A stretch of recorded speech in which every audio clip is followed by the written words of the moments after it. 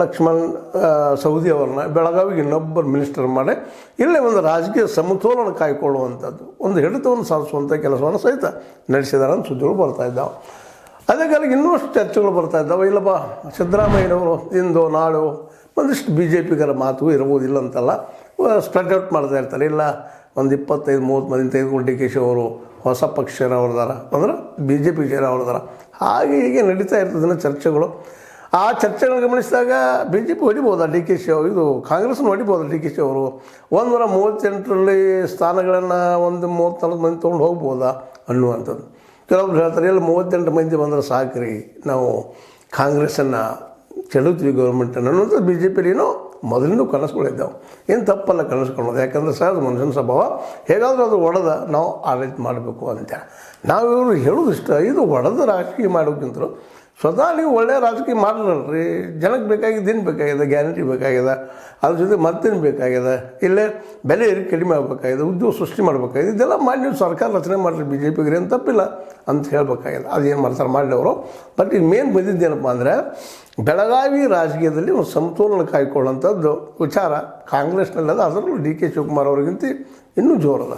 ಈ ಒಂದು ವಿಷಯದಲ್ಲೇ ಸಿದ್ದರಾಮಯ್ಯನವರು ನಿರ್ಲಿಪ್ತಿದ್ದರೂ ಸಹ ಅವರು ಸಹಿತ ನಮ್ಮ ಲಕ್ಷ್ಮಣ್ ಸವದಿಯವ್ರ ಮೇಲೆ ಒಳ್ಳೆಯ ಅಭಿಪ್ರಾಯ ಅದ ಅನ್ನೋದು ಕಂಡು ಬರ್ತದೆ. ಮತ್ತು ಈಗಂತೂ ಯಾರೇನೋ ಹೇಳಿ ಏನೂ ಚರ್ಚೆ ಮಾಡಲಿ, ಸಿದ್ದರಾಮಯ್ಯರ ಮುಂದಿನ ಅವಧಿ ಅಂದರೆ ಈ ಒಂದು ಪಿರಿಯಡ್ನ ಅವಧಿ ಮುಗಿಯುವವರೆಗೆ ಸಿ ಎಮ್ ಆಗಿ ಮುಂದುವರಿತಾರೆ ಅನ್ನೋದು 90% ಜನರ ಅಭಿಪ್ರಾಯ. ಮತ್ತು ಸತ್ಯಕ್ಕೆ ಒಂದು ಸಮೀಪಿಸಿದಂಥ ವಿಷಯ. ಮತ್ತು ಈಗಾಗಲೇ ಈ ವಿಷಯವನ್ನು ಡಿ ಕೆ ಶಿ ಅವರು ಒಪ್ಪಿಕೊಂಡು ಆದಷ್ಟು ಬೆಳಗಾವಿಯಿಂದ ಅವ್ರಿಗೆ ವಿರೋಧ ಬರ್ತಾಯಿದೆ ಹೆಚ್ಚಿಗೆ ನಮ್ಮ ಸತೀಶ್ ಜಾರಕಿಹೊಳಿ ಅವರಿಂದ. ಅವ್ರು ನಾಳೆ ನಮ್ಮ ಎದುರಾಳಿ ಆಗ್ಬೋದು ಅನ್ನೋಂಥ ಭಯನೂ ಅವ್ರ ತಲೆಯಲ್ಲಿ ಅಥವಾ ಮೂಲೆಯಲ್ಲಿ ಅದ. ಅದಕ್ಕೆ ಇಲ್ಲಿ ಬೆಳಗಾವಿಯಲ್ಲಿ ಒಬ್ಬ ರಾಜಕಾರಣಿ ಬೆಳೆಸಬೇಕು ಅಂದರು.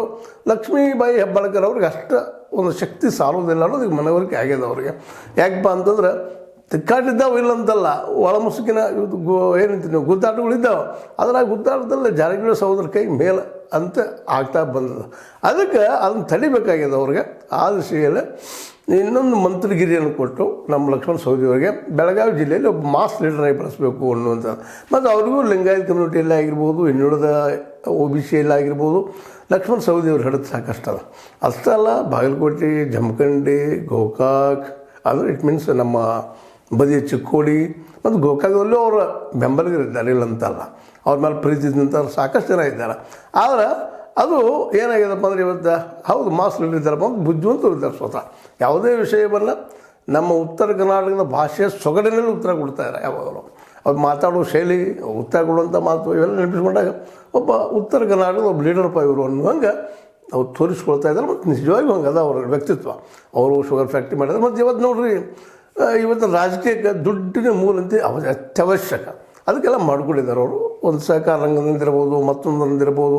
ಯಾಕೆಂದರೆ ಇವತ್ತು ಗೆಲ್ಲಬೇಕಾದ್ರೆ ವ್ಯಕ್ತಿತ್ವ ಎಷ್ಟು ಮುಖ್ಯನೋ ಅದ್ರ ಜೊತೆಗೆ ದುಡ್ಡು ಹಂಚುವಂಥ ಎಲ್ಲ ಕಲೆಯೂ ಬೇಕಾಗ್ತದೆ. ಇವತ್ತು ರಾಜಕೀಯದ ಕಲಾಗಾರಿಕೆಗಳೆಲ್ಲ ಬೇಕಾಗ್ತಾವೆ, ಅದೆಲ್ಲ ಅವರಲ್ಲಿದ್ದಾವೆ. ಒಂದು ಯಾವುದೋ ಇಂಟರ್ವ್ಯೂದಲ್ಲಿ ಅವ್ರು ಉತ್ತರ ಕೊಡೋದು ಭಾಳ ಅದ್ಭುತವಾಗಿ ಮತ್ತು ಭಾಳ ಜಾಣತಂದು ಉತ್ತರ ಕೊಟ್ಟರು ಅವರು. ಅವ್ರಿಗೆ ಸತೀಶ್ ಅವ್ರಿಗೆ ನಮಗೇನಿಲ್ಲಪ್ಪ ಏನೋ ಆಯಿತು ಎಲೆಕ್ಷನ್ ಸಂದರ್ಭದಲ್ಲೇ ಅದು ಕಾರಣ ಆಗ್ತದೆ.